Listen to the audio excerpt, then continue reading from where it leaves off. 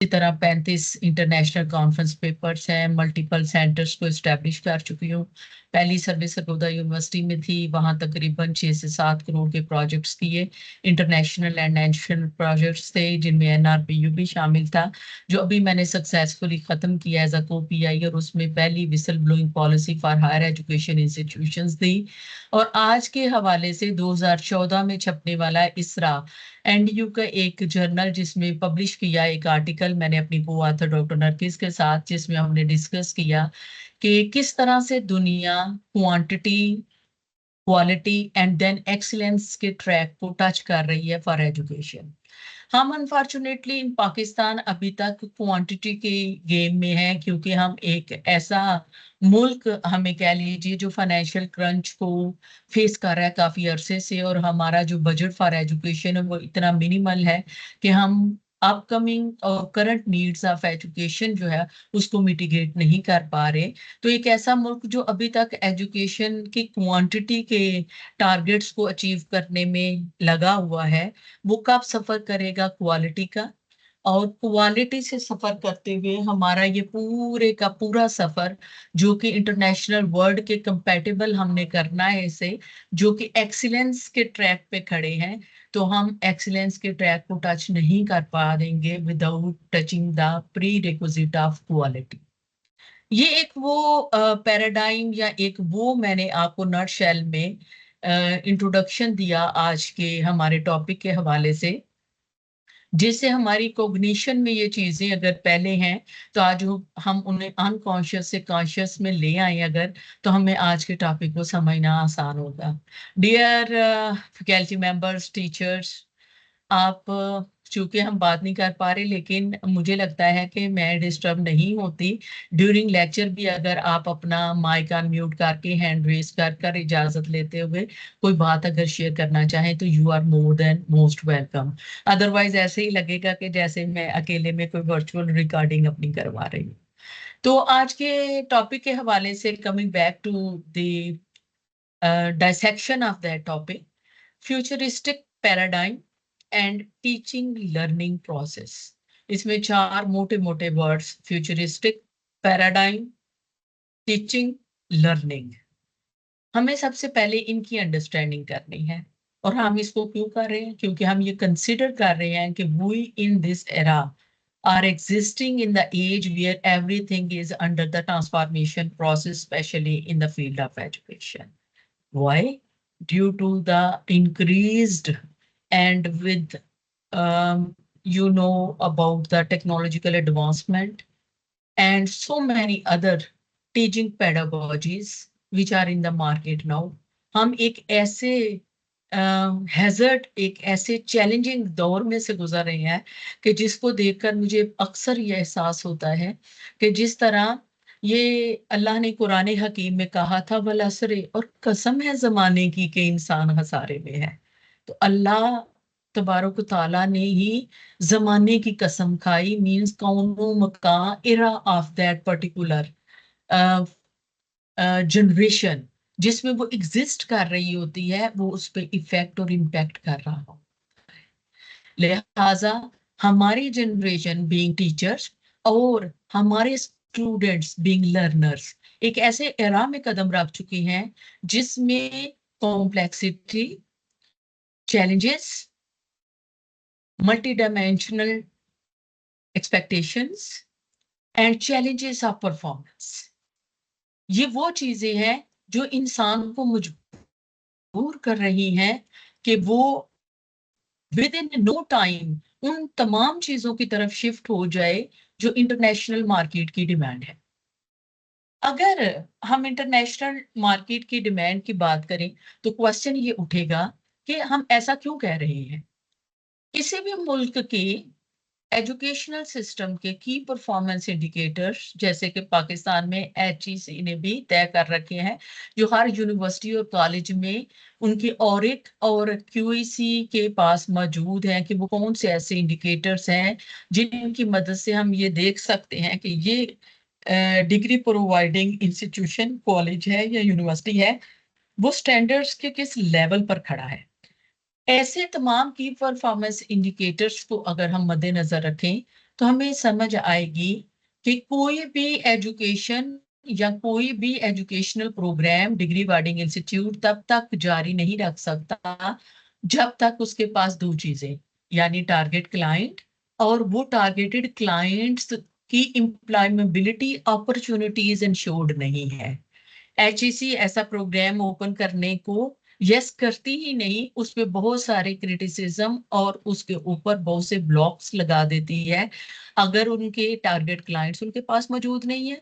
और अगर target client यानी सिग्निफिकेंस के साथ वो प्रोग्राम शुरू करने वाला इदारा बता भी देता है तो वो ये साबित करने में अगर नाकाम रहता है कि इनकी कंजम्पशन कहाँ होगी, ये डिग्री होल्डिंग, ये डिग्री लेकर कहाँ जाएंगे, कौन सी इनकी मार्केट होगी और उस मार्केट में ये अपने आप को मनवाएंगे कैसे। अब ये वो तमाम चीजें हैं जिन्होंने हमारे आने वाले दौर यानी फ्यूचरिस्टिक पैराडाइम में एक शिफ्ट, एक ट्रांसफॉर्मेशन क्रिएट की है।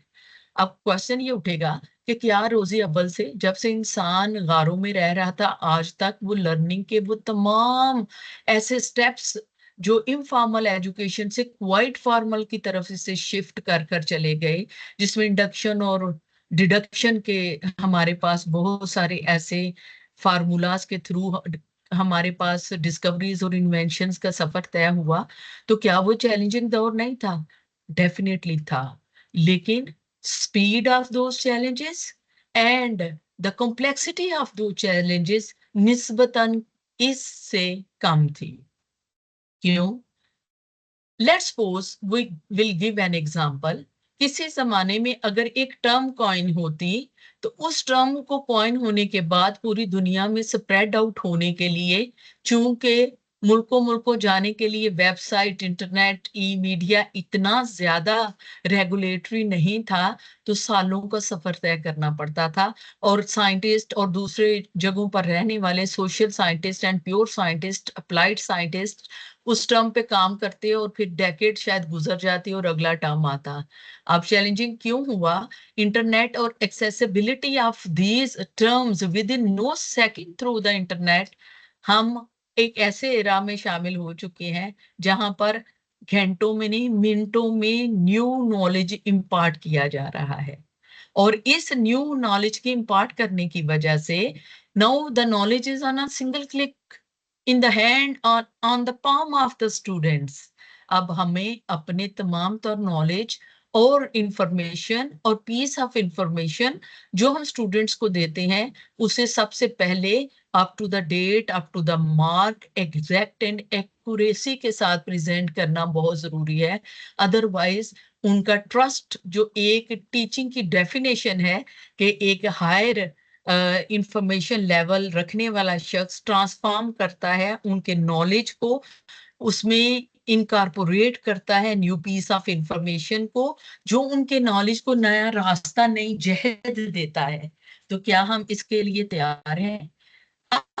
अगर ये सारे चैलेंजेस हैं तो उन चैलेंजेस में जो सबसे मेजर चैलेंज पोज किया गया या जिसकी वजह से हम सारे इस एक चैलेंज को एक्स्ट्रा चैलेंज के तौर पर ले रहे हैं, उसमें बड़ा रोल टेक्नोलॉजी का है।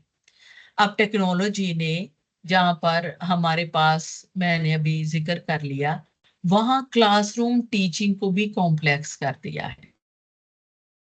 अगर आप बैक इन द डेकेड्स थोड़ा सा अपनी मेमोरीज को रिफ्रेश करते हुए जाएं तो कहाँ हमारे मुल्क में टाट पे बैठ के पढ़ने वाले, फिर ब्लैक बोर्ड का सफर, फिर आहिस्ता आहिस्ता कंप्यूटर और इंटरनेट का सफर, उसकी स्लो डिवाइस और उसके कनेक्टिविटीज के इश्यूज से आज सिंगल क्लिक पे एक ऐसी फास्ट वर्चुअल रियलिटी और आर्टिफिशियल इंटेलिजेंस के दौर में हम ये सब चीजें जब क्लासरूम में कर रही हैं तो टीचर लिमिटेड मेमोरी के साथ और कंप्यूटर अनलिमिटेड और डेटा एनालिसिस अनलिमिटेड टेक्निक्स के साथ वहां मौजूद है।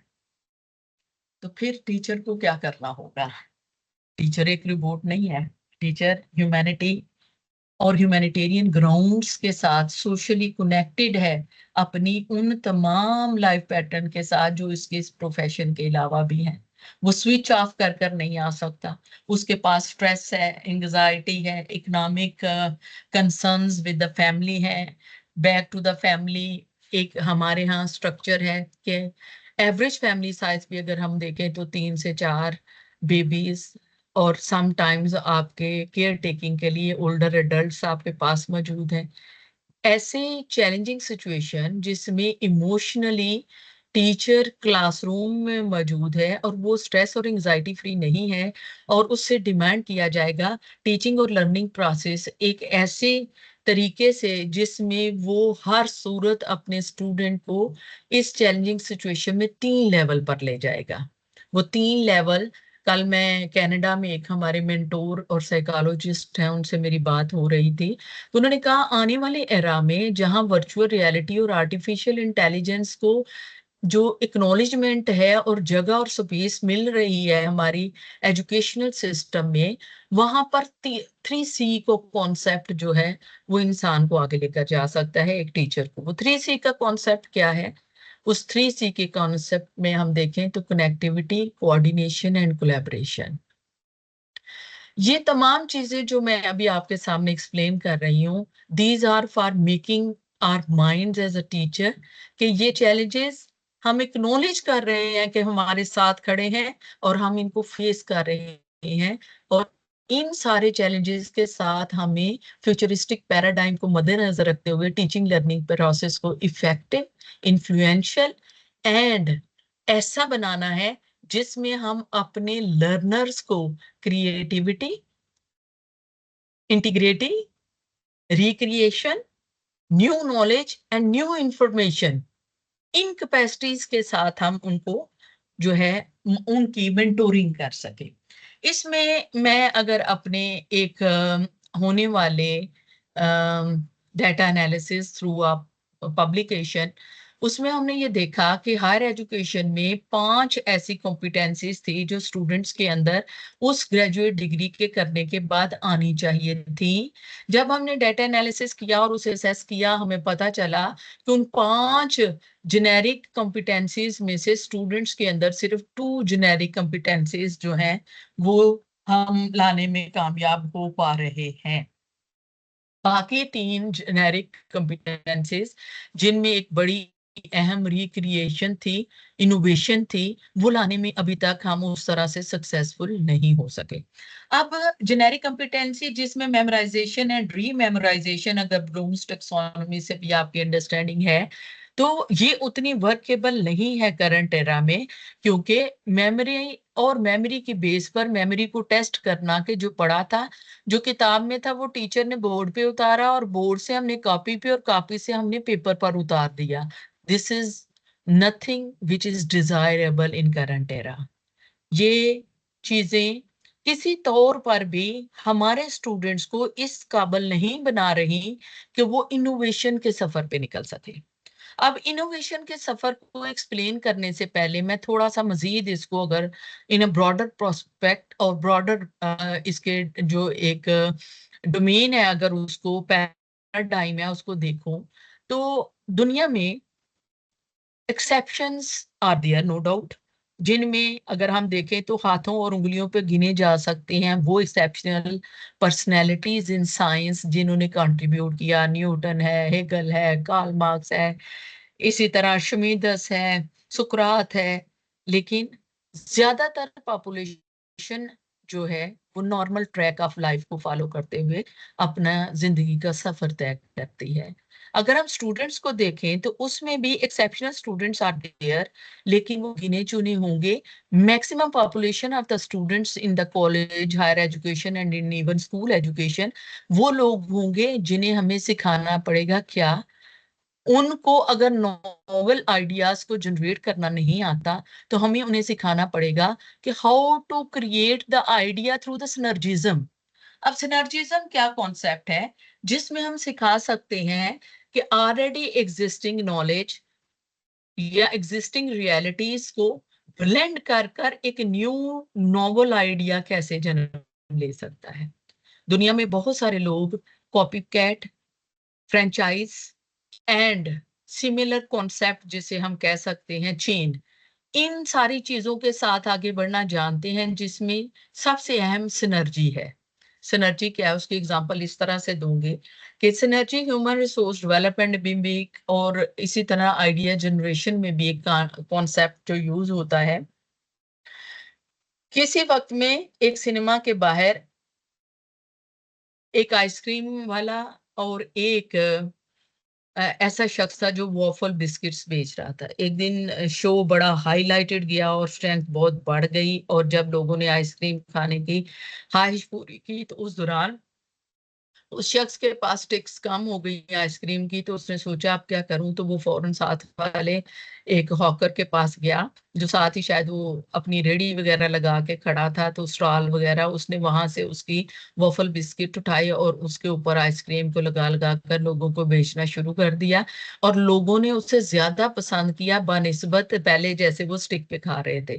दैट वाज द डे कि हमारे पास कोन आइसक्रीम वॉफल वाली जो है उसका एक आइडिया जनरेट होकर हम तक पहुंच चुका था जिसे हम यूज कर रहे थे बीइंग ह्यूमन बीइंग।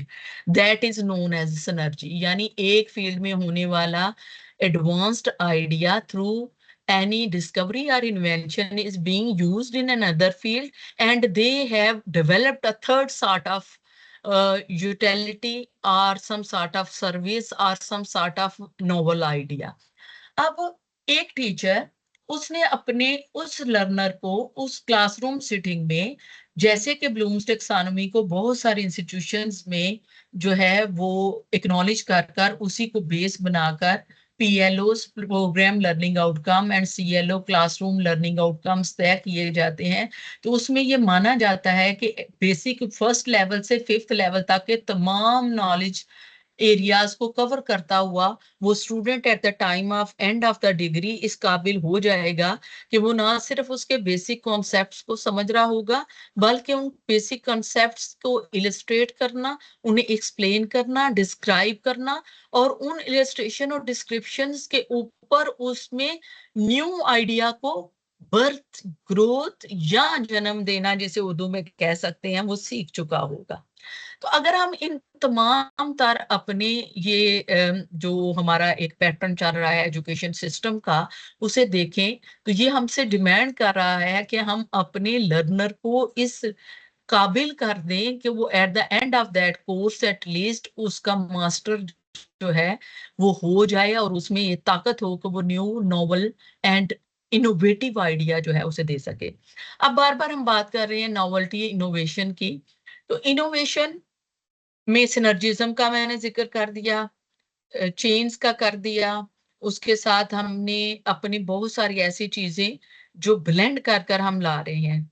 अब ये सारी चीजें हैं what is expected and desired from a teaching and learning process through this teaching and learning process.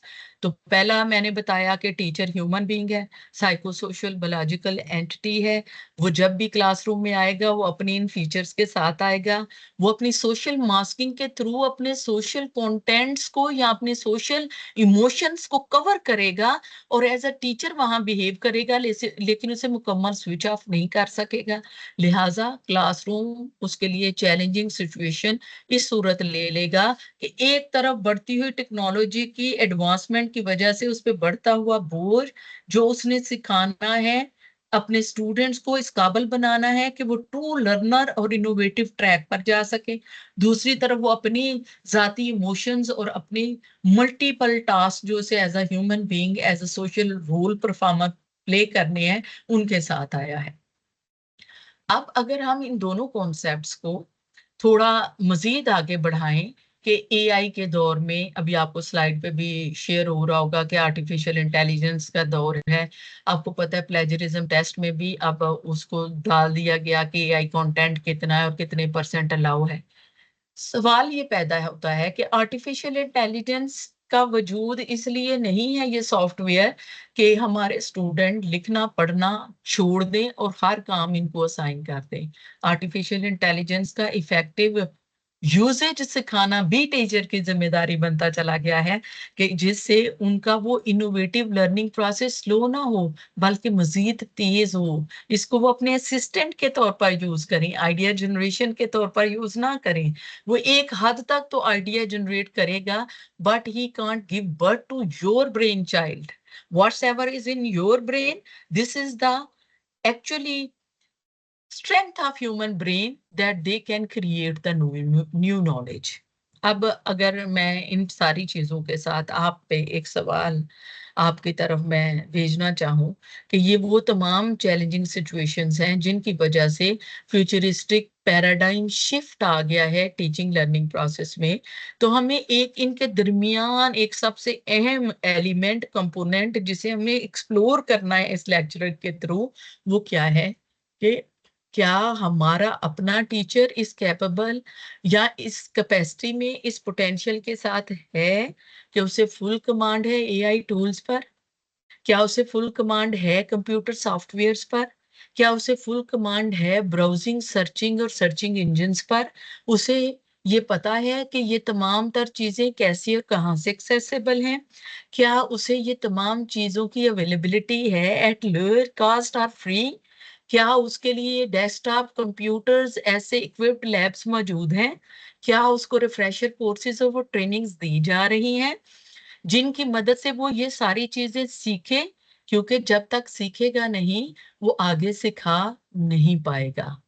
अगर मैं इसको एक सोशल वर्क की एक प्रॉब्लम सॉल्विंग अप्रोच है उसमें अगर मैं इसे डायसेक्ट करूं, तो सबसे पहले व्हाट, किसी भी प्रॉब्लम को रिजॉल्व करने के लिए हम अगर एक एक्सपेरिमेंट करते हैं उसमें हेक्सागोनल स्ट्रक्चर्स को आपस में मिला दें और उन पीसेस को अगर अलग भी करें तो प्रॉब्लम का सलूशन ये है कि उन पीसेस को उतनी ही इफेक्टिवली दोबारा एक दूसरे के साथ ऐसा मर्ज करें कि कोई भी किसी को टच कर रहा हो लेकिन डिस्टर्ब ना कर रहा हो।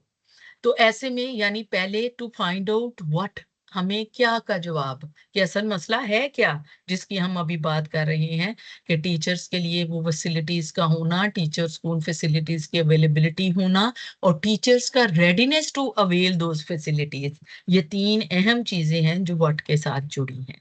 अगर मैं इसके नेक्स्ट स्टेप पर जाऊं तो वहां पर आएगा सो व्हाट, हमें आंसर मिल गया कि ये है। सो व्हाट मीन्स इन तमाम चीजों को रिमूव कैसे किया जाए। तो फिर थर्ड स्टेज आएगी व्हाट नाउ, या now what means what, then so what, then now what, जिसमें पहले आइडेंटिफिकेशन ऑफ द प्रॉब्लम है, दूसरी स्टेज पर डायसेक्ट कर कर प्रॉब्लम सॉल्विंग अप्रोच के थ्रू सो व्हाट का आंसर है, और थर्ड स्टेज है that is just a stage where we have to do the actual action to resolve that issue and problem.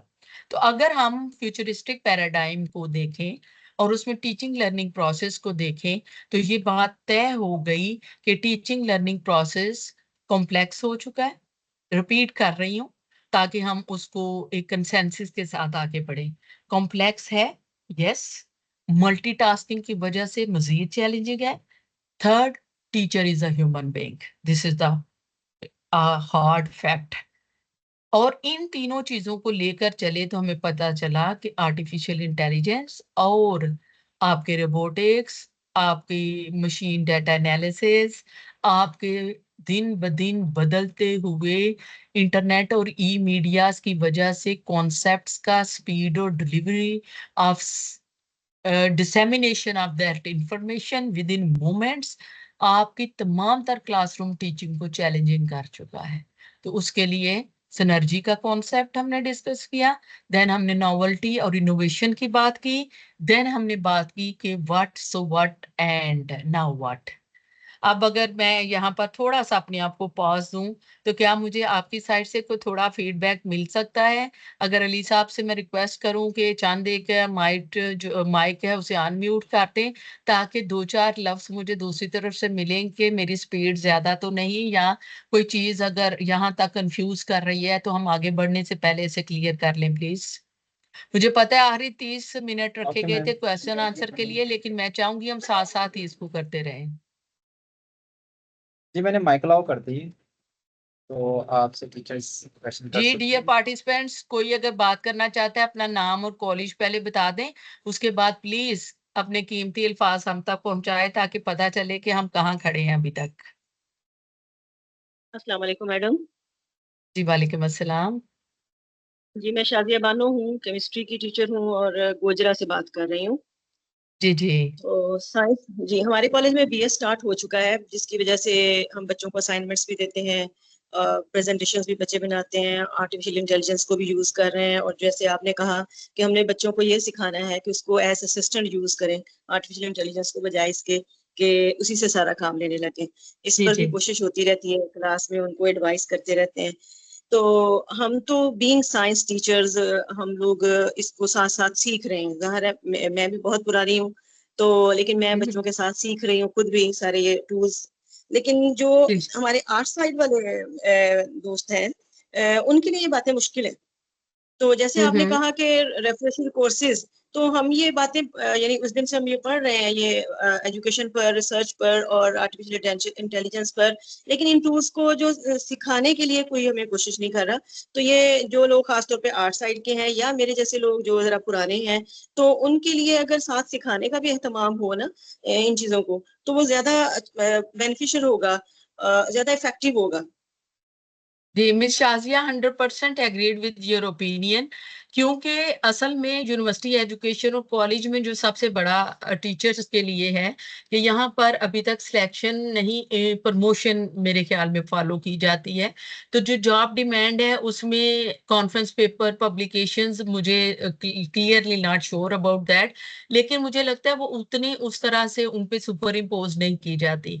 University teacher, वो कहते हैं ना कि मरता और क्या ना करता, उसे सीखना पड़ रहा है, क्योंकि वहां पर एमफिल पीएचडी प्रोग्राम्स को जब लॉन्च कर लिया जाता है, बीइंग सुपरवाइजर आप अगर ये सारी चीजें लर्न नहीं करते तो आप अपने उस प्रोफेशन के साथ इंसाफ नहीं कर सकते, बल्कि मूव ही नहीं कर सकते। तो कॉलेज साइड पे अगर इन तमाम चीजों को इंट्रोड्यूस करवाना है, जिसमें हमने फ्यूचरिस्टिक पैराडाइम को इंश्योर करना है कि क्या वो उसी स्टैंडर्ड के साथ है जो शुरू में बात की, कि वो क्वांटिटी नहीं क्वालिटी, और क्वालिटी से एक्सीलेंस के सफर पे जाने के लिए रेडी हैं वो टीचर। क्योंकि पहले टीचर लर्निंग, ये तो टीचिंग लर्निंग हम कर रहे हैं ना, मेरे नजदीक टीचिंग लर्निंग से पहले एक बड़ा इंपॉर्टेंट एलिमेंट है, दैट इज टीचर लर्निंग। और टीचर लर्निंग को रिफ्रेशर कोर्सेज जैसे आप जिक्र कर रही हैं, और न्यू एडवांस्ड कोर्सेज जो कि बहुत सारे यूनिवर्सिटीज में नेशनल और इंटरनेशनल लेवल पर ऑफर किए जाते हैं, लेकिन हमारे कॉलेज साइड के टीचर्स अनप्रिविलेज्ड रहते हैं कि उन्हें कोई ऐसी बैक सपोर्ट या इंसेंटिव नहीं मिलता हमारी गवर्नमेंट की साइड से, और हर कोई पर्सनली अफोर्ड नहीं कर सकता कि वो उसे ज्वाइन करें और लर्न करें। तो ऐसी तमाम चीजें, पहले तो हमारे तमाम तर स्टूडेंट्स जो पब्लिक सेक्टर कॉलेजेस में आते हैं, हम सब जानते हैं इससे कि जो भी स्टूडेंट हमारे प्राइवेट सेक्टर से एलिमेंट्री एजुकेशन या ए लेवल ओ लेवल्स कर कर आते हैं, वो जाते ही ऐसे ज्यादातर इंस्टीट्यूशंस में हैं जहां पर ऑलरेडी ऐसा स्टाफ और स्टाफ मौजूद है जो यूजुअली फॉरेन क्वालिफाइड है, और उनका एक्सपोजर भी है और उनकी एक्सपेंशन ऑफ नॉलेज भी वो करवाते रहते हैं। लेकिन हमारी पब्लिक सेक्टर यूनिवर्सिटीज में ऐसा स्टाफ आता है जो यूजुअली अफोर्डिंग नहीं है, और उनका बैकग्राउंड नॉलेज इंटरमीडिएट और मैट्रिक का भी ऐसे ही सिस्टम के थ्रू है, जिसमें हमने new advanced innovative pedagogical skills introduce नहीं करवाए अपने टीचर्स को भी। तो अगर टीचर्स को नहीं पता उन पेडागोजिकल स्किल्स का, तो वो अपनी क्लासरूम टीचिंग में उसे कभी भी इनकलकेट नहीं कर सकता। तो सवाल फिर वहीं आता है कि अगर फ्यूचरिस्टिक पैराडाइम को हमने रियलिस्टिक ग्राउंड्स पर देखना, असेस करना, एवेल्युएट करना है, जो मैंने अभी बात की कि हमने what, so what and now what पे अगर जाना है, तो हमें वहीं से स्टार्ट करना होगा, जिसमें सबसे पहले जब हम इसको रैप अप कर रहे होंगे, कंक्लूसिव रिमार्क्स इसमें जा रहे होंगे, तो हम ये देखेंगे कि हम ये सुजेस्ट कर रहे होंगे कि हमारे टीचर्स को सबसे पहले फुली इक्विप्ड करने की जरूरत है। और इक्विप्ड करने से पहले whenever there is any reform policy or social policy, उसके भी 3 अगर आप इसकी स्लाइड नंबर 4 एंड 5 पे है, और हम 6-7 पे चले जाते हैं अलीसा। हम अगर मैं स्लाइड्स के मटेरियल को डियर पार्टिसिपेंट्स नहीं पढ़े सिर्फ, क्योंकि वो आपको मिल भी जाएंगी और आप उसको देख भी लेंगे, कैपेबल इनफ के उसे रीड भी कर लेंगे। मैं उसके स्ट्रेचिंग ऑफ द कॉन्सेप्ट पे हूँ आपके साथ, कहीं ऐसा ना लगे कि वहां क्या लिखा है और मैं क्या बोल रही हूँ। although I know you can understand this, even then this is my duty to explain it। अब उसमें जो फ्यूचरिस्टिक पैराडाइम के हवाले से जो एक ट्रांसफॉर्मेशन ऑफ नॉलेज है, उसमें हम अगर 3 टीयर्स को एक्सप्लेन करना चाहे, तो पहला टीयर है टू नो, दूसरा टीयर है to know and it is assessable, number third if it is assessable then readiness to use.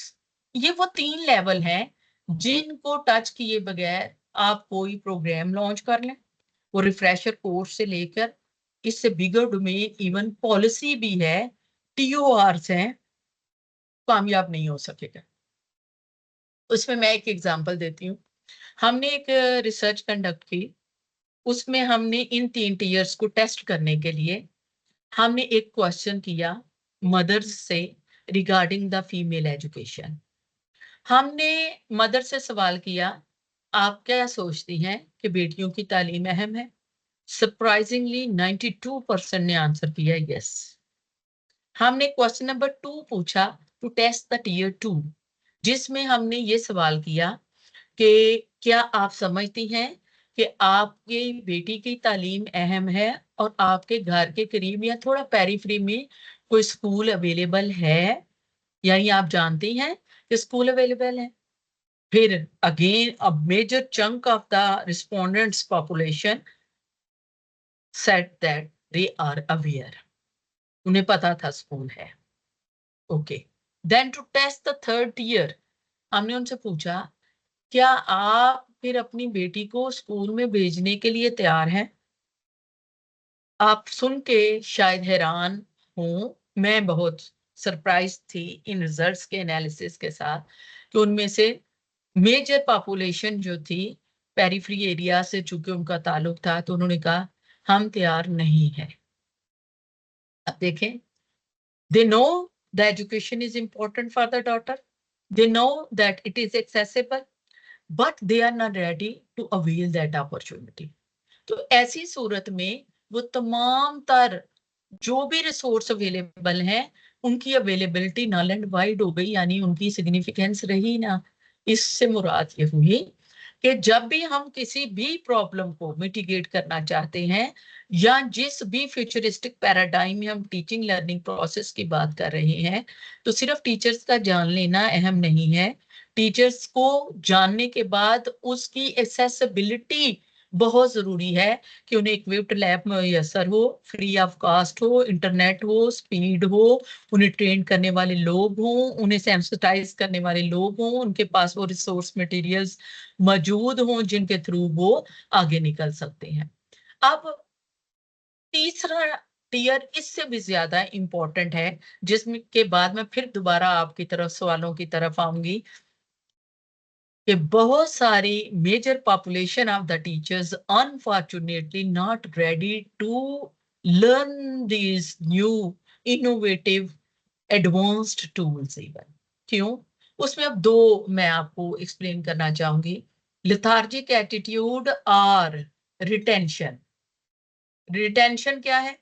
They know that they are the regular and permanent teacher. They are getting their pays. No one is there to terminate or to suspend them. They will get their benefits at the end of the month, ultimately end of the service. तो हमें क्या जरूरत पड़ी है? पे तो वही मिलनी है, तो हम कुछ नया करें। जिन लोगों को रिटेंशन की यानी non probability of existing structure उन्हें श्योर होने नहीं देता कि वो यहाँ रेगुलर टीचर हैं, जिनमें कॉन्ट्रैक्ट, विजिटिंग और प्राइवेट सेक्टर के टीचर हैं, उनके ऊपर ये लर्निंग का जो इफेक्टिव डोमेन है वो और तरह से इफेक्ट करता है, क्योंकि उन्हें पता है उनके तमाम तर इंसेंटिव्स और उनकी जॉब सिक्योरिटी जुड़ी हुई है उन तमाम परफॉर्मेंस और performance up to the mark performance के साथ। अगर उन्होंने ना की तो उन्हें वहां से शायद नॉकआउट कर दिया जाए, उन्हें शॉर्ट लिस्ट कर दिया जाए, टर्मिनेट कर दिया जाए, टाउन डाउन कर दिया जाए, डाउन साइजिंग के दौरान उन्हें निकाल दिया जाए। लिहाजा to retain their post and to be retained their, they want to be up to the mark in their performance, either by learning the new program softwares or something like this।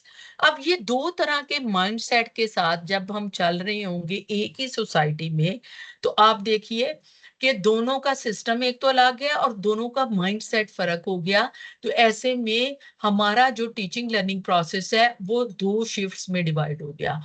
दो teaching learning को अगर मैं पाकिस्तान के हवाले से देखूं, अली साहब, मैं चूंकि अभी बिल्कुल फोकस किए हुए मैं अपने लेक्चर पे, प्लीज आप देख लीजिएगा अगर कोई हैंड रेज कर रहा है अभी फौरी, या कोई कमेंट ऐसा है जो हमें अभी डील कर लेना चाहिए, क्योंकि मेरा मानना है अगर क्लासरूम में लर्नर्स जो है वो किसी क्वेश्चन के साथ रह जाएं तो वो अगली कोई भी चीज समझने से जो है उनका इंटरेस्ट लूज होता रहता है। तो अगर कोई ऐसा है जो फौरी कमेंट का आंसर चाह रहा है या डिस्कस करने चाह रहे हैं कोई आइडिया, तो उन्हें ले लीजिएगा। मैं आपको इजाजत दे रही हूँ, ओपन कर रही हूँ इस फोरम को, जी बजाय ठीक इसके है कि मैम, एंड तक वो मैं देखता क्वेश्चन हूँ। को रोक के रखें। जी ठीक है, मैं थैंक यू कमेंट सो देख रहा हूँ much. Ma'am. Okay. Thank you, thank you. अब अगर हम इन 2 सेक्टर्स को देखें तो एक थर्ड रिसर्च के मुताबिक पाकिस्तान में ऑलरेडी 3 किस्म के जो हैं स्कूल एजुकेशन वो प्रोड्यूस करके हायर एजुकेशन में स्टूडेंट्स को भेजने। एक हो गया दीनी मदरसा, दूसरे हो गए पब्लिक स्कूल, तीसरे हो गए प्राइवेट स्कूल। ये तीनों लोग जब हमारे पास हायर एजुकेशन इंस्टीट्यूशंस में आते हैं तो अब इसमें टफ टास्क है, तीनों की कॉग्निशन अलग है, लर्निंग एक्सपीरियंस अलग है, और उनके स्किल्स, पोटेंशियल्स और patterns to learn these things बिल्कुल अलग अलग है। अब एक टीचर ने इन 3 तरह के आए लोगों को एक ही क्लासरूम में एक ही किस्म के सिस्टम के अंदर इक्वल लर्निंग अपॉर्चुनिटी देनी है। एक लेवल लर्निंग अपॉर्चुनिटी के साथ साथ उसके जो social emotional dynamics of the personality हैं, किसी दौर में उनको ना ट्रीट किए बगैर भी मास्टर साहब ने छड़ी मारी, उनसे घर का काम करवाया, तो पेरेंट्स ने भी कहा कि वो आपके उस्ताद हैं, you have to do this, और वो कॉन्फ्लिक्ट और कॉन्ट्रडिक्शन का शिकार ना हुआ मासूम माइंड, और उन्होंने वो किया और वो लर्न कर गए। आज के दौर में the pupil means our learners are connected with the international world. They know better their rights and they know that how much we can influence and intervene in their personal lives. उनके parents भी allow नहीं कर रहे, और tracks जो upbringing और grooming के parenting के स्टाइल से वो घरों में बदल गए। बच्चे अपने पेरेंट्स को अलाउ नहीं करते तो टीचर को तो अलाउ बिल्कुल भी नहीं करेंगे। उसमें कॉर्पोरल पनिशमेंट के बहुत से लॉज आ गए, चीजें आ गई, अवेयरनेस आ गई। ऐसे में एक और जो बर्डन शिफ्ट हुआ टीचर के ऊपर, that was about the social trainings. उसको ये जान लेना चाहिए कि मेरा लर्नर जो है वो IQ, EQ एंड SQ के साथ है, means intelligence Kushe, emotional Kushe and social कुशे के साथ है। वो एक ऐसी एंटिटी को पढ़ाने जा रहा है जिसका 3 तरह के बैकग्राउंड से नॉलेज जो है वो जनरेट होके कॉग्निशन में जा चुका है, मदरसा से, प्राइवेट से, पब्लिक से, और वो एक क्लासरूम में अनफॉर्चुनेटली उनके पास या फॉर्चुनेटली मौजूद है। तीसरा वो IQ, EQ एंड इमोशनल कुशेस के साथ है। चौथा वो खुद भी IQ, EQ एंड इमोशनल कुशे के साथ है। पांचवा उसके पास वो लग्जरियस क्लासरूम और उस क्लासरूम की transformation up to the mark नहीं है। पांचवा वो, छठा वो खुद ट्रेंड नहीं है। सातवां अगर ट्रेंड है तो वो विलिंग टू अप्लाई नहीं है, क्योंकि उसके पास जॉब सिक्योरिटी मौजूद है, या शायद वो समझता है कि क्लासिकल वेज ऑफ लर्निंग ज्यादा इफेक्टिव थे। ये मॉडर्न वे ऑफ जो लर्निंग है उन्होंने स्टूडेंट्स को ज्यादा ओपन कर दिया। तो इसका जवाब ये है कि हम अपनी क्लासिकल लर्निंग टीचिंग को कंटिन्यू नहीं कर सकते उस तरह, क्योंकि पूरी दुनिया में फ्यूचरिस्टिक पैराडाइम के हवाले से जो फेस शिफ्ट आया उसमें क्लासरूम टीचर सेंटर्ड से नहीं बल्कि स्टूडेंट सेंट्रिक होकर, शिफ्ट होकर अपनी एक नई शक्ल ले चुके हैं। पहले टीचर सब कुछ था, टीचर ओल्ड क्लासिकल एग्जाम्पल्स के साथ स्टूडेंट्स को समझा रहा था और उनकी मेमोरी को टेस्ट कर कर उनको नंबर अवार्ड कर रहा था। अब क्लासरूम स्टूडेंट सेंटर्ड हो चुके हैं, मोनोलॉग की जगह डायलॉग की जरूरत हो चुकी है क्लासरूम में, और एक ऐसा लर्निंग प्रोसेस इनिशिएट हो चुका जिसमें मेमोराइजेशन नहीं बल्कि हमें इन्वेंशन, इनोवेशन, ट्रांसफॉर्मेशन के इंग्रेडिएंट्स के साथ उन्हें काम करवा कर तैयार करना है। ये वो फ्यूचरिस्टिक पैराडाइम है जो टीचिंग लर्निंग प्रोसेस को किसी ना किसी तौर फेस कर कर आगे निकलना है, अगर हम चाहते हैं कि हम क्वांटिटी से क्वालिटी और क्वालिटी से एक्सीलेंस का सफर तय करें। अभी तक अगर किसी का कोई कमेंट है तो प्लीज शेयर कर लीजिए। मुझे ऐसा लगता है कि आप क्लास पढ़ पढ़ कर थके हैं, शायद वहां मौजूद भी हैं या नहीं। Thank you for thumbs up. अगर आप थम्स अप के साथ इसको थोड़ा सा मुंह बोलकर भी अपना होने का सबूत दे दे, मुझे अच्छा लगेगा। Thank you, thank you. कोई आवाज भी सुनवा दे अपनी please.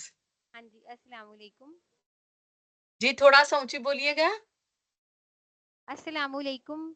Just to tell you वालेकुम that we are present. अस्सलाम। Who हम is there सुन रहे हैं। please?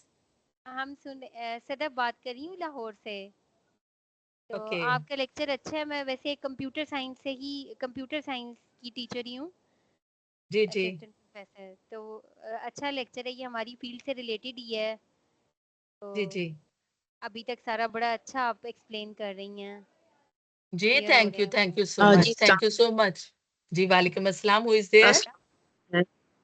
I'm Saima Siddiq and assistant professor of English at Government Afua College. Ma'am, I want to ask the research you mentioned just now, a moment before ago. क्या ये available है, publish हुई जी हुई है, reading के लिए जी available जी है? मेरे पब्लिश्ड आर्टिकल है। आप गूगल पर जाएं, अगर गूगल स्कॉलर पर उस्मा आशिक, प्रोफेसर उस्मा आशिक PU लिखेंगे तो उधर आपके पास ये सारे मेरे पब्लिश्ड आर्टिकल जो है ऑनलाइन एक्सेसिबल है, ओपन एक्सेस पे पड़े हैं। आप उसमें पढ़ सकते हैं। ये सारे कॉम्पिटेंसीज वाला मौजूद है, हमारा इसरा का जो मैंने जिक्र किया वो मौजूद है, एजुकेशन का जो मैंने टीयर्स की बात की वो मौजूद है, विसल ब्लोइंग के तमाम articles for higher education institution वो मौजूद है। आप वहां से इसे रीड कर सकते हैं। वैसे मैंने आप सबकी आसानी के लिए इस प्रेजेंटेशन के अलावा 3 नहायत रेलिवेंट आर्टिकल्स डाउनलोड कर रखे हैं। वो मैं इसके एंड पर अली साहब को सेंड करूंगी और कोशिश करूंगी, उन्हें रिक्वेस्ट करूं कि वो मटेरियल सारा आप लोगों के साथ जो है वो शेयर करते हैं। मेरा ताल्लुक चूंकि सोशल वर्क से है, उसमें हम classroom teaching, school social work हमारी एक मुकम्मल डोमेन है और उसमें हायर एजुकेशन में काउंसलिंग के through counselling centres and career counselling centre में पिछले 20 साल से चला रही हूँ। How to improve the performance of the teacher in the classroom and how to improve the performance of the students in the classroom. इस पे मैं बड़ा फोकस करती हूँ, बीइंग चेयर भी कर रही हूँ। और उसमें हम डिफरेंट रिफ्रेशर कोर्सेज और बहुत सारी ऐसी free of cost mentoring and attorneys को हम हायर करके उनकी इंटर्नशिप्स थ्रू एम्बेसडर प्रोग्राम भी करवाते रहते हैं। मेरा ये एक ख्वाहिश थी, ड्रीम था कि मैं अपनी यूथ को, अपने स्टूडेंट्स को ऐसे तैयार करूं कि वो जिस मार्केट में जाएं वहां पर उन्हें कोई सेटबैक फेस करना ना पड़े। तो अभी तकरीबन मुझे 1.5 साल हुआ है और 1 साल हुआ है एज अ चेयर। तो तकरीबन अब तक हम 100+ स्टूडेंट्स की मेंटोरिंग करवा कर उनके लिए जेल खाना जहाज से लेकर बहुत सारे प्राइवेट सेक्टर में इंटर्नशिप्स जो है उन्हें विन कर चुके हैं। तो आप लोग जो है कभी भी हमारे डिपार्टमेंट में विजिट कर सकते हैं, यू आर मोस्ट वेलकम। और किसी भी लम्हे में आपकी कोई हेल्प कर पाऊं तो मैं यही समझती हूँ कि this is actually which is the demand of teaching profession. Incentives और पे रोल पे तो हम हैं मजबूरन, क्योंकि इसके बगैर हमारी फैमिलीज भी नहीं चल सकती। लेकिन sharing of the knowledge and transformation of the knowledge through the different interdisciplinary approaches, ये एक बड़ी बेसिक चीज है जिसे हमें सेंसिटाइज होकर सीखना, सिखाना और शेयर करना जो है वो बहुत जरूरी है अगर हम वाकई पाकिस्तान के लिए कुछ करना चाहते हैं तो।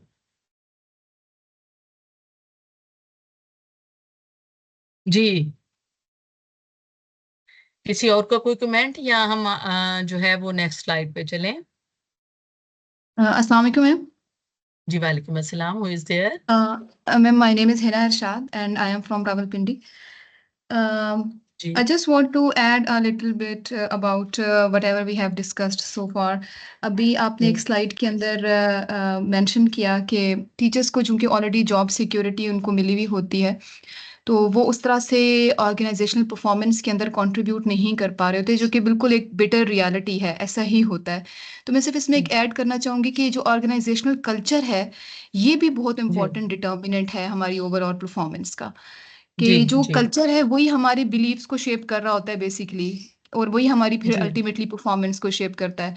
एंड अलॉन्ग विद दैट हमारी रिकॉग्निशन क्या होगी हमारी, यानी अगर कोई समझें कि विकेट से बाहर जाके खेलता भी है और ज़्यादा अच्छा परफॉर्म करता है, कुछ ज़्यादा स्किल्स जी अचीव करने की कोशिश करता है, तो उसकी रिकॉग्निशन क्या होगी, किस लेवल पे होगी, उसको कोई रिवॉर्ड मिलेगा। तो चूंकि इस हवाले से भी अनसर्टेनिटी होती है और ऑलमोस्ट ऐसा नहीं होता, तो ये भी बहुत इंपॉर्टेंट डिटर्मिनेंट्स हैं कि हमारी वो परफॉर्मेंस नहीं होती जो यूनिवर्सिटी फिकैलिटी की होती है। तो ये कुछ मतलब ग्राउंड रियलिटीज़ हैं जिनको कंसिडर करना चाहिए अलॉन्ग विद दैट कि हमारी कल्चर क्या है ऑर्गेनाइजेशन का नॉर्मली, जो कि अरसे से चला आ रहा है। जी, वेरी राइट, वेरी राइट। इस पे भी मैडम मैंने लिखा है, ऑर्गेनाइजेशनल कल्चर और साइकोलॉजिकल डोमेन के हवाले से भी आर्टिकल मौजूद है। विसल ब्लोइंग में भी इसको थीम को हमने जो है वो किया था। अब हम जो नेक्स्ट जा रहे थे वो एक्चुअली इसी से रिलेटेड था कि how organisational culture effect the classroom culture and classroom conducive environment will ultimately affect the performance of the teacher and the student. उसमें मैं नेक्स्ट स्लाइड पे प्लीज अली साहब जाइएगा। जो हमारा ऑर्गेनाइजेशनल कल्चर है, इसमें हम दो जो स्पेकुलेशंस हैं उनके साथ डियर पार्टिसिपेंट्स मूव करेंगे। एक वो हैं जो एक्सेप्शनल्स हैं और वो अपनी चाल और अपनी स्पीड खुद तय करते हैं, और ऐसे लोग बहुत कम होते हैं। Maximum people usually adapt the cultural trends over there. जैसा कल्चर होता है वो उसी तरह का बिहेव करना शुरू कर देती है, और ये बड़ा आसान तरीका है मॉब बिहेवियर भी, जिसे जो कि नेगेटिव टर्म है इसलिए मैं नहीं बोलना चाह रही, कलेक्टिव बिहेवियर इसे कह सकती हूँ। इंडिविजुअलिस्टिक जो लोगों की आइडेंटिटी रखते हुए जो परफॉर्म कर कर एक्सेप्शंस के साथ हैं, उनकी हम बात नहीं कर रहे, वो रेयर होते हैं। जो ज्यादातर लोग हैं उसमें अगर एग्जांपल दूंगी, आप शायद इसको एंजॉय भी करें। मैं अक्सर अपने स्टूडेंट्स को कहती हूँ कि conducive learning environment in the organisation and within the classroom is too much important. वो मुझे क्वेश्चन करते हैं, मैडम वो कैसे? मैंने उन्हें कहा, let's suppose if you are with your beloved one and you are sitting in a dhaba or in a truck hotel, जहाँ इर्द गिर्द बहुत सी भिनभिनाती मक्खियां, अजीब सा एनवायरनमेंट, डस्टी और अजीब तरह की गुफ्तगू करने वाले लोग, तो आपने उसे कुछ कहना भी था तो आप उसे माजरत करके बगैर कहे वहां से उठाएंगे। इसके अगर मैं वर्सेस पैरेलल इसके एक सेकंड अगर उनको मैं बकायदा क्लासरूम में उन्हें रिहर्सल करवाती हूँ कि आप एक ऐसे इन्वायरमेंट में बैठे हैं जहां पर सरीना या some sort of that 5 star hotel, जहां पर कैंडल लाइट डिनर है और आप अपने किसी प्यारे के साथ बैठे हैं, तो शायद आपने जो कभी सोचा भी ना हो वो भी आप कह डालेंगे, because the environment is too much conducive, soothing and it is so much relaxing कि आपका कंफर्ट जोन इतना बढ़ गया कि आपने जो नहीं भी कहना था आपने वो कह डाला। This is actually what which effect the human personality, and teachers are a personality and students are persons, and we will lead them from person to personality journey. Person तो हम सारे हैं, बीइंग ह्यूमन बीइंग, लेकिन शख्स से शख्सियत का सफर तय करवाना है उस उस्ताद ने, और उस उस्ताद की अपनी शख्सियत में अगर कुछ ऐसे फ्लॉज, कुछ ऐसे चीजें चल रही हैं जिन्हें वो खुद से सॉर्ट आउट कर कर उन्हें नहीं हल कर पा रहा, तो वो सारा का सारा ट्रांसफॉर्म कर देगा उस क्लासरूम इन्वायरमेंट में उस स्टूडेंट के साथ बात करते हुए, because they will use such words which are not allowed to be are supposed to be used in the classroom.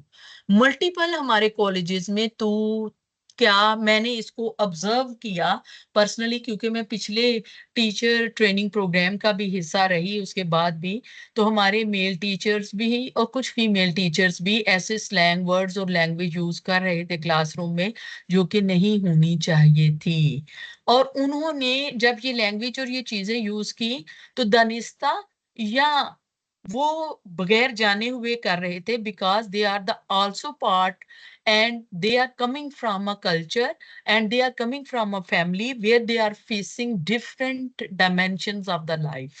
आप उसमें जो पेन, जो ग्रीफ, जो हार्शनेस, जो हार्ड रियलिटीज वो फेस कर रही हैं, वो अपने साथ कैरी करके क्लासरूम में आ रहे हैं। मुझे इसमें let me give an example. मैं अपनी पीएचडी के दौरान यूनिवर्सिटी ऑफ लिवरपूल में थी और वहाँ मेरे सुपरवाइजर मेरे साथ थी, और एक दिन गपशप में मुझे जब पता चला कि वो बैठी और वो बाहर एक चिड़िया बोल रही थी, university of Liverpool spring season चल रहा है और वो खिड़की के बाहर चू चू चू चू चू चू, तो मेरी सुपरवाइजर गुस्से में आ कहती है, what the mess she is making with my mind. गुस्से में एकदम ना, तो मेरी तरफ देख कहती है उसमें is there any noise in Pakistan as well. तो मेरे पास बोलने को कोई लफ्ज नहीं था, ना कोई जवाब था कि चिड़िया से डिस्टरबेंस और पाकिस्तान का नॉइस। क्योंकि कहा जाता है कंड्यूसिव लर्निंग एनवायरनमेंट में स्कूल ही इतनी शहर से बाहर थोड़े पीसफुल एरिया में बनाए जहां सोच के धारे ओपन हो, जहां पीसफुली टीचर और स्टूडेंट इंटरेक्ट कर सके, उनके इंटरेक्शन से नया इल्म जन्म ले सके, डिस्कशन हो सके। हमारे ओवर क्राउडेड क्लासरूम्स इन ओवर क्राउडेड एरियाज। मैं खामोश रही, मैंने कहा यस समथिंग लाइक दैट, क्योंकि अच्छा नहीं लग रहा था मैं कुछ ऐसा एक्सप्लेन करूं अपने मुल्क और अपनी क्लास के लिए। तो दूसरा उसने जब मुझे बात की, उसने कहा how many kids do you have.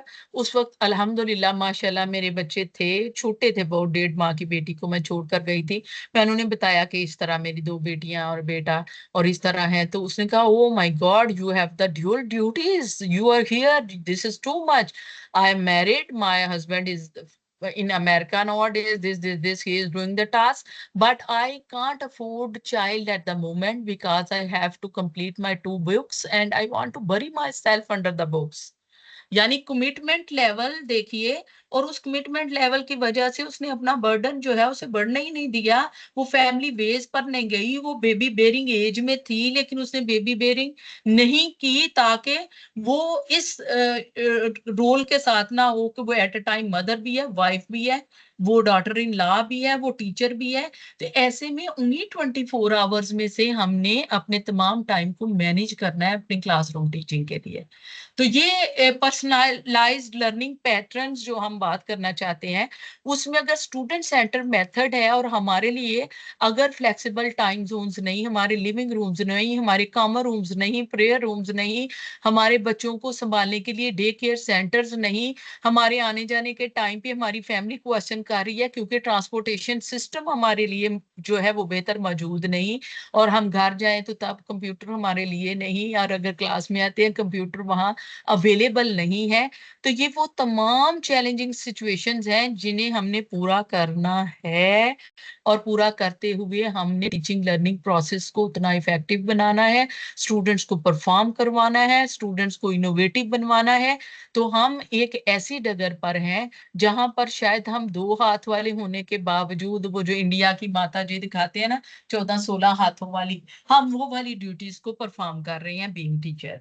ये फैक्ट्स हैं, इसे एक्नॉलेज किया जाना चाहिए। इसको एक्नॉलेज करके इसको फ्लेक्सिबल स्ट्रक्चर्स के साथ ऐसा पॉलिश कर देना चाहिए, लुब्रिकेट कर देना चाहिए, ताकि वो तमाम ड्यूटीज जो हमारी जॉब परफॉर्मेंस का एक्सपेक्टेड क्राइटेरिया है उसको हम जो है वो कर सके मीट।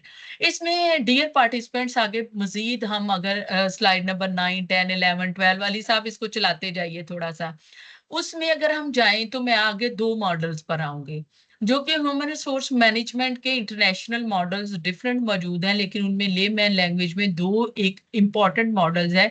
एक है हार्ड वर्जन और एक है सॉफ्ट वर्जन।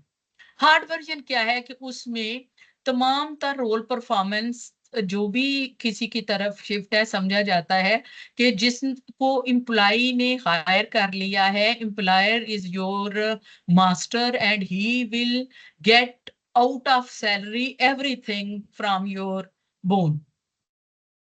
आपकी हड्डियों से निकाल लेगा वो सारा कुछ, और वो आपको ना छुट्टी देगा, ना फ्लेक्सिबल स्ट्रक्चर देगा, ना आपको वो ट्रांसपोर्टेशन देगा, ना घर देगा, ना इंसेंटिव्स देगा, और आपको मशीन समझेगा। ये मॉडल दुनिया भर में मिनिमाइज होके फ्लॉप होने की सूरत में इसका एक कॉन्ट्रेरी और काउंटर अटैक के तौर पर एक नया मॉडल आया जिसे सॉफ्टवेयर यानी आपके ह्यूमन रिसोर्स मैनेजमेंट कहा गया। उसमें कहा कि आप इनको मशीन मत समझो, your real asset are your employees and your faculty. If you want to grow, if you want to be top notch agency, if you want the full performance and you need your 100% output, then facilitate them. They are not the machines. इनको facilitate करो, इनके साथ वो तमाम चीजें जो इन्हें मदद दे सकती हैं लर्निंग में, स्किल को इम्प्रूव करने में, पोटेंशियल को इन्हांस करने में, वो इन्हें दो ताकि ये प्रायोरिटाइज कर सके अपनी जॉब टास्क। ये जी इसी सॉफ्टवेयर की देन थी हमारी मेडिकल लीव, हमारा हाज और उम्रा लीव, हमारी डॉटर और सिबलिंग या किसी की शादी पे ट्रांसपोर्टेशन, हमारी transportation with in the premises, हमारी अकोमोडेशंस, हमारे हॉस्टल्स, हमारे लिए फ्री मेडिसिन, ये सारी चीजें इस बात को मद्देनजर रख कर इंट्रोड्यूस करवाई गई थी। लेकिन बड़ा अरसा हुआ ये तमाम तर चीजें उसी एक लेवल पर चली गई जिस लेवल पर इन्फ्लेशन और चीजें बाकी मौजूद हैं, उस लेवल पर इनके अंदर इंक्रीमेंट्स और इंक्रीज हर साल नहीं हो रहा, जिसकी वजह से एक गैप एंड ग्लिच की सिचुएशन जो है वो क्रिएट हो चुकी है। अब इन तमाम चीजों को अगर हम देखें तो हमारे पास फिर अगेन हमें करना तो है, we have to do this, we have to perform, we have to be honest, we have to be loyal, we have to be committed with the classroom and we are responsible for our teaching and learning. तो आसान रास्ता क्या है कि policy measures के तौर पर principles of the colleges, vice chancellor, HODs ऐसी लेगेसी को लेकर चलें जिसे जाकर एडवोकेट किया जाए अपर हायरार्की के साथ कि प्लीज अगर आपने इमरजेंसी सिचुएशन भी कर दी है पूरे मुल्क में नाफिज फॉर एजुकेशन, तो उसमें ये चीजें जो हैं इन्हें एड्रेस कीजिए। हमारे टीचर्स को पहले खुद लर्न करना होगा न्यू टेक्नोलॉजिकल पेडागोजिकल अप्रोचेस को, उन तमाम सॉफ्टवेयर्स को, ताकि हमारा उस्ताद फियरफुल ना हो, फियरफुल होकर सवाल का रास्ता ना रोके स्टूडेंट का, बल्कि वो खुद इतना नरिश्ड, नर्चर्ड, इतना पोटेंशियल्ड, इतना फुल ऑफ नॉलेज, स्किल हो कि जब उसके पास स्टूडेंट लर्न करने के लिए आए और उसे क्वेश्चन करना चाहे तो वो ओपन आर्म्स के साथ उसे वेलकम करे, उनको रास्ता दे, उनका रास्ता रोके नहीं।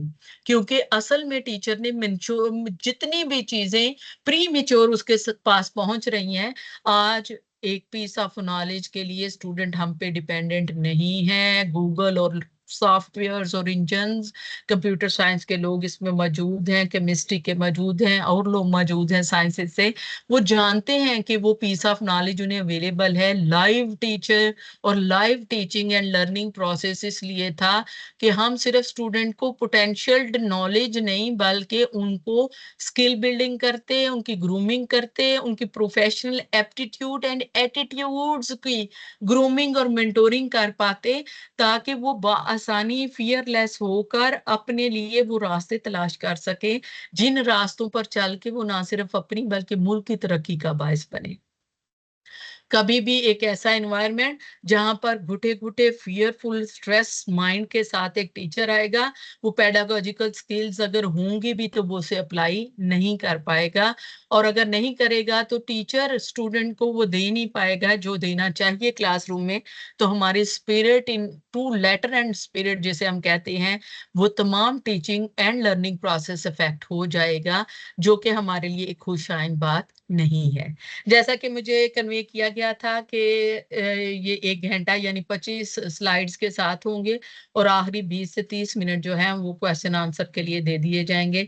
अगर आप एग्री करते हैं तो मैं मजीद इसे एक्सप्लेन करूंगी, अगर आपके सवाल नहीं है अभी बहुत ज्यादा तो मैं इसे मूव ऑन इसके साथ हो जाऊंगी नेक्स्ट कुछ एग्जांपल्स के साथ।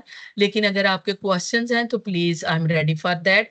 और मैं ये मानती हूँ कि ह्यूमन माइंड लिमिटेड मेमोरी के साथ है, आपके किसी सवाल का जवाब अगर मुझे इस वक्त लगा मैं मुनासिब नहीं दे सकती तो मैं आपके पर्सनल कॉन्टेक्ट नंबर लेके आपसे दोबारा डिस्कशन कर सकूंगी।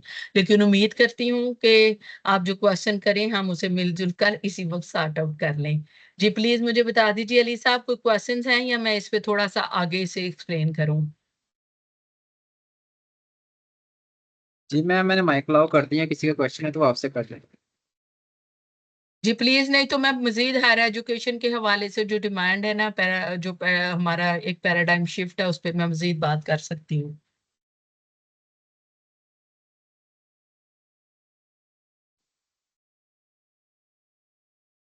अस्सलाम वालेकुम। जी वालेकुम अस्सलाम, हु इज देयर? मैम मैं असिस्टेंट प्रोफेसर सदफ बात कर रही हूँ मंडी भाउद्दीन से। जी जी जी, मैम वेलकम जितना मैं आपको सुन हाँ जी, मैं जितना आपको सुन रही हूँ दिल तो कर रहा है कि हम आपको सुनते जाएं। नो डाउट आप जी बहुत मतलब शुक्रिया। जितने अच्छे तरीके से और जिस पैशन से आप सारी डिटेल्स हमें बता रही हैं, समझा रही हैं, लेकिन हमारे पास क्या ऐसी इनोवेशंस आप कह रही हैं बार बार कि जी इनोवेशंस हो, कहाँ से इनोवेशंस हो? यहाँ हम लैब में एक छोटा सा केमिकल, कोई छोटी सी चीज मंगवाना जी चाहें तो हमें कह दिया जाता है फंडिंग नहीं है, no infrastructure, number of students, मतलब 250 स्टूडेंट्स मेडिकल प्रोग्राम में आ चुके हैं। अभी हमारी जी सेकंड ईयर के स्टूडेंट्स अलग हैं, थर्ड ईयर के अलग हैं, फोर्थ ईयर के अलग हैं, नंबर ऑफ एडमिशन क्वांटिटी पे हमें जोर दिया जाता है, तो आप क्वालिटी और एक्सीलेंस की तरफ कैसे जाएंगे?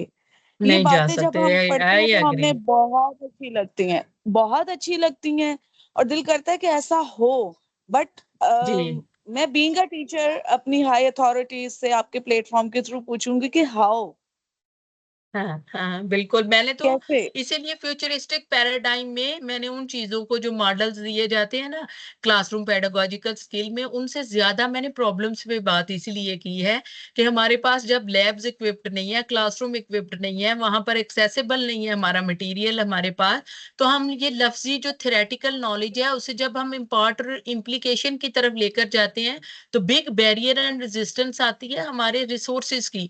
और टीचर बेचारा हमारे पाकिस्तान में इतना रिसोर्सफुल नहीं है कि वो जाती खर्चों से इनको लाकर तो कोई ऐसी चीजें दे सके।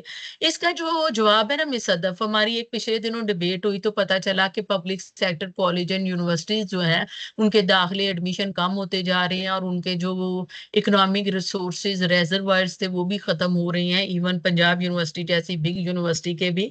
तो क्या वजह है? तो जो एक ग्राउंड रियलिटीज कुछ थिंक टैंक्स के डिस्कशन के बाद सामने आई, पता चला कि जो हमारे प्राइवेट सेक्टर के लोग हैं उन्होंने एजुकेशन को भी एजुकेशन इंडस्ट्री के तौर पर जब ऑप्ट किया है तो उन्होंने बड़ा लिंक किया उसको मार्केट डिमांड के साथ, और उन्होंने वो कोर्सेज और वो चीजें इंट्रोड्यूस करवाई उन स्टैंडर्ड्स के साथ कि सारे के सारा स्टूडेंट वो जो है हंट कर कर उधर ले गए। दूसरा एक हार्ड फैक्ट मैं आपको बताऊं कि हमारे कॉलेज स्कूल में अब चूंकि एक बड़ी मीडियोकर क्लास से लोग आ रहे हैं, क्योंकि हमारे जो सो कॉल्ड अपर मिडिल लोग हैं उनमें भी पब्लिक सेक्टर यूनिवर्सिटी में कुछ रिस्ट्रिक्शंस हैं डिसिप्लिन के हवाले से, टाइमिंग के हवाले से, एक दूसरे के साथ मेल एंड फीमेल के मिलजुल कर बैठने और पार्टी एटीट्यूड के हवाले से, तो वो प्रेफर करते हैं कि जी हम बहुत सारे प्राइवेट यूनिवर्सिटीज लाहौर में, मैं नाम नहीं लूंगी, तो हम वहां चले जाएं क्योंकि वहां ऐसा कोई रिस्ट्रिक्शन मोड ही नहीं है। वो अपनी मर्जी से अपनी दोस्तियां कंटिन्यू कर सकते हैं, अपना तमाम पार्टी स्टाइल और वो चीजें और अपना वेयरिंग स्टाइल जो है वो कर सकते हैं। तो उसका असर ये हुआ कि एक तो कॉलेजेस और यूनिवर्सिटीज पब्लिक में दाखिले कम हुए, दाखिले कम होने की वजह से फीसें नीचे आई, और जिन्होंने दाखिले लिए हैं आप इमेजिन नहीं कर सकती कि हर सेमेस्टर में half of the population fees माफी की एप्लीकेशन के साथ आ रही होती है, चाहे कि वो सेल्फ सपोर्ट के स्टूडेंट हो जिनको अलाउ ही नहीं है, और वो जिनको लिए और जिन बातों के साथ आते हैं, कोई मोबाइल रिपेयर कर रहा है, कोई मोबाइल शॉप पे काम कर रहा है, और खुलिए से और उससे अंदाजा होता है कि वो सेल्फ मेड और हार्डशिप फेस करके भी कंटिन्यू करना चाहते हैं अपनी एजुकेशन। तो ऐसे में एक मेजर सेटबैक लगता है फीस के हवाले से भी हमें। तो ये वो डियर सदफ सारे प्रॉब्लम्स हैं जो मैं आप बीइंग टीचर इसी सिस्टम में हम देख रहे हैं, रियलिटी है, लेकिन हमें रास्ता नहीं मिल रहा। रास्ता क्यों नहीं मिल रहा? क्योंकि जिन्होंने हमारे लिए बजटरी जो प्लान्स बनाने हैं, पॉलिसीज बनानी है, उनमें और टीचर्स में एक गैप है, और गैप भी इस तरह से नहीं है कि उनको पता नहीं है, करना नहीं चाह रहे, और वो करना नहीं चाह रहे। ये देखें, ये सारी चीजें जो है ये एक साइकिल में चल रही हैं। जब किसी मुल्क में फाइनेंशियल क्रंच आता है ना और वहां पर बहुत सारे सिस्टम्स फ्लॉप होने की तरफ जा रहे होते हैं, उसमें कोई फर्द वाहिद उसका जिम्मेदार नहीं होता, उसमें यकीनन वो सिस्टम एज अ होल जिनके हाथों में है ना, वो सिस्टम को उस लाइन पर लेकर नहीं जाना चाह रहे। मैं इसमें एक आपसे क्वेश्चन करती हूँ, कभी कभी लगता है जो हमारे देहातों की और पेरिफेरी की हालत है कि शायद यहाँ पर किसी ब्रेन को काम करना ही नहीं आता, प्लानिंग करनी नहीं आती, लेकिन लाहौर चले जाएं 6 महीने के अंदर अंडरपास बनाकर रास्ते सीधे कर बता देते हैं कि ब्रेन तो मौजूद है, इंटेंशन मौजूद नहीं है। तो ये बात है कि हमें इंटेंशन पे काम करने की जरूरत है। इसलिए कहा था इन्नमल अमालु बिन्नियात, क्योंकि तुम्हारी नीयत में कुछ होगा तो वो काम हो जाएगा। इसीलिए हम अनफॉर्चुनेटली बड़े दुख के साथ हैं, लेकिन फिर भी हम अपने अल्लाह से उम्मीद करते हैं कि शायद हमें कोई ऐसी लीडरशिप मुहैया हो जाए एजुकेशनल सेक्टर्स में भी। इसका एक और हाल मैं आपको, जो प्राइवेट यूनिवर्सिटीज ने एक्सक्यूज मी मैम, जो हम जी जी सॉरी फॉर इंटरप्शन मैम, आपको इन्फॉर्म करना था कि 40 मिनट्स लेफ्ट। 40 मिनट ओके, हम तो ऑलमोस्ट कंप्लीट कर चुके हैं, कंक्लूड ओके मैम, करूंगी। ओके। उसमें मैं सदफ जो मैं आपसे शेयर करना चाहूंगी कि पब्लिक सेक्टर यूनिवर्सिटीज ने फिर इसका हल क्या निकाला पिछले दिनों, जब ये इकोनॉमिकल क्रंच आए और हमारी लैब्स में भी केमिकल नहीं थे और कंप्यूटर नहीं थे और इसी तरह के कुछ प्रॉब्लम, इन्होंने फिर अपने अपने एलुमनाइज को जो है ऑन बोर्ड किया है और हर प्रोग्राम और हर डिपार्टमेंट को कहा कि अपने एलुमनस से राब्ता करें और आपके एलुमनाई कहीं ना कहीं मौजूद होंगे, उन्हें वापस बुलाएं और उन्हें कहें कि अपने डिपार्टमेंट्स में कंट्रीब्यूट करें। अब उसमें फिर प्रॉब्लम आ गई, जो वीक डिपार्टमेंट्स थे जैसे हमारा डिपार्टमेंट या लैंग्वेजेस के कुछ डिपार्टमेंट जिनके पास एलुमनाई भी इतने इस तरह के लेवल पर नहीं कि वो कंट्रीब्यूट कर सके, वो फिर एक इसी ग्लिच का शिकार है। लेकिन जो कॉमर्स और इस तरह के फाइनेंशियली रिच एलुमनाई और एलुमनस रखते थे उनके पास थोड़ा बेटर कंडीशन हुई, उनके एलुमनाई वापस आए, उन्होंने ज्वाइनिंग हैंड्स टुगेदर, उन्होंने बहुत से नए प्रोजेक्ट्स लॉन्च किए और इस तरह की चीजें। इसका एक और वे आउट है कि बीइंग टीचर अगर आप लोगों को प्रोजेक्ट प्रपोजल लिखने सिखा दिए जाएं तो एनआरपीयू जो एचईसी अलाउ करती है, 80 लाख का भी मेरी स्टूडेंट ने जीता है, तो उसके थ्रू हम ऐसा कर सकते हैं, मैंने भी जो अर्न किया था उसमें हम स्टूडेंटशिप्स दे सकते हैं स्टूडेंट्स को और उसमें लैब वर्क जो है वो फैसिलिटेट हो जाता है, पेरिशेबल आइटम्स के लिए अमाउंट मिलती है और इसी तरह बहुत सारी अमाउंट हमें जो पीआई और को पीआई के लिए मिलती है, पीएचडी स्टूडेंटशिप मिलती है। इसी तरह अगर आप इन इदारों को नहीं अप्लाई करना चाहते तो कहीं पर एकेडमिक्स में पाबंदी नहीं है कि आप UNICEF, UNDP, world bank, women development bank, protection authorities और इतने सारे प्रोजेक्ट्स जो हर साल आते ही एजुकेशनल सेक्टर के लिए हैं, आप सब उनको, ये हैं तो साइडवेज, मेन हल नहीं है, लेकिन सरे दस्त ना होने से होना बेहतर है। तो हम ऐसे प्रोजेक्ट्स में अपने स्टूडेंट्स के अगर अप्लाई करें ना, तो मुझे यूं लगता है कि फिलहाल हम थोड़ी बेहतर पोजीशन जो है उसे अचीव कर पाएंगे ताकि फौरी हल कर सके हम अपने इन इश्यूज और प्रॉब्लम्स का। लेकिन उसके लिए प्रोजेक्ट प्रपोजल लिखना, उसे सबमिट करना, उसको लेकर चलना, उसकी भी बड़ी इंटेंसिव ट्रेनिंग्स होनी चाहिए, डिमांड करनी चाहिए आप लोगों को भी, बाकी टीचर्स को भी। उसके थ्रू आप काफी हद तक जो है वो अर्न और लर्न दोनों कर सकते हैं। पता भी होगा आप में से बहुत सारे लोगों को, मैं just to refresh the idea ये बात कर रही हूँ। जी कोई और सवाल? Thank you so much. Thank you जी। अगर कोई जी जी वालेकुम अस्सलाम। Myself Aswasha. I am assistant professor of physics at district Mandi Mohiuddin से हूँ मैं। जी जी वेलकम। मैम देखिए, हमारे पास ना प्रैक्टिकल ऑपरेटर्स मौजूद है, हम कराना भी चाहते हैं, लेकिन करिकुलम हमें इतना बाउंड कर देता है कि हमारा स्टूडेंट इतना बर्डनाइज है कि वो खुद ही नहीं निकलना चाहता। वो अब प्राइवेट सेक्टर की वजह से ये भी है कि पढ़ाना है, नहीं पढ़ाएंगे तो सिलेबस मुकम्मल नहीं होगा, और सिलेबस मुकम्मल नहीं जी होगा तो एक मार्क्स की दौड़ लगी हुई है जी और हम उसको फुलफिल नहीं कर पा रहे होते। हम करवाना भी चाहते हैं, लेकिन ये भी ज़हन में होता है कि प्रैक्टिकल करवाने लग पड़े तो फिर सिलेबस मुकम्मल नहीं हो पाएगा। हमें जी करिकुलम भी जी रिवाइज करने की जरूरत है, तो हमारा बिल्कुल स्टूडेंट जरूरत और है, टीचर दोनों रिलैक्स हो जाए। बिल्कुल जरूरत है। तो इसमें मैडम जो तो एनुअल सिस्टम पे है उनका तो और है, और जो सेमेस्टर सिस्टम पे है, सेमेस्टर सिस्टम की तो रूह ही ये है कि हर आपने एक सेमेस्टर के बाद जो ट्यूटर है यानी जो क्लासरूम में टीचर है, उस टीचर ने उस करिकुलम को रिवाइज करने के हवाले से कुछ ना कुछ फीडबैक देना है अपनी चेयर को, और चेयर ने उसके लिए आने वाली बोर्ड ऑफ स्टडीज और बोर्ड ऑफ फैकल्टी में उसको रख कर उन चेंजेस को अप्रूव करना है। ये तो करना ही पड़ेगा, क्योंकि मैंने जिस तरह कहा कि हर एक गुजरते लम्हे के साथ न्यू टर्म्स कॉइन हो रही हैं, तो हम अभी वो पिछली दहाई के सिलेबस पर अगर खड़े रहेंगे तो दुनिया चाल क़यामत की चल चुकी है। आप जानते हैं पहले मैट्रिकुलेशन और ए और ओ लेवल्स के सिलेबस में इतना ज्यादा जो है वो फर्क है, लेकिन ये सारे बच्चे मार्केट में जब खड़े होते हैं एक जगह जाकर तो ये डिस्क्रिमिनेशन है कि उनको वो पुराने ओल्ड पैटर्न और स्ट्रेटजीज के साथ उन्हें अभी तक सिखाया और पढ़ाया जा रहा है। तो इसके लिए अगर अगर हम अपने कॉलेज प्रिंसिपल्स को थोड़ा सारा मोटिवेट कर सकें, उन्हें इंस्पायर कर सकें, कन्विंस कर सकें, और इन हिसाब से बेहतर वर्ड एक टर्म ऐसा है सोशल वर्क में एडवोकेसी, आप एडवोकेसी अगर कर सकें इनके लिए तो ये बड़ा बेहतर हो जाएगा। और मुझे लगता है कि कतरा कतरा पत्थर पे गिरे तो वहां सुराख बन जाता है, तो हम हल्का हल्का कहते कहते कहते कहते शायद किसी नतीजे पर पहुंच जाए।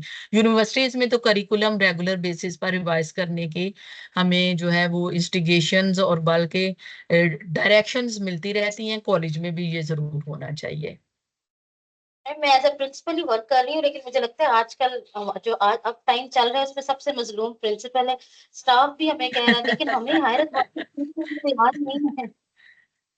जी जी मैडम, मैं मुझे लगता है आपके जॉब वो कंटिन्यू नहीं होनी फीलिंग्स को समझ चाहिए। रही हूँ, लेकिन यकीन जानिए आप सिलेबस को लेकर पढ़ें देखें थोड़ी देर, और इरादा अगर कर लेंगी ना कि मैंने इस सिलेबस में 1% भी थोड़ा थोड़ा चेंज लाना है, तो ये आपका वो बारिश का पहला कतरा बनने वाली होगी। मुझे पता है ईडीओ डीओज का निज़ाम और थोड़ा सा यूनिवर्सिटी से टफ है इन चीज़ों को लेकर चलना और उन्हें अप्रूव कराना, लेकिन देखें तो सही स्टार्ट करके।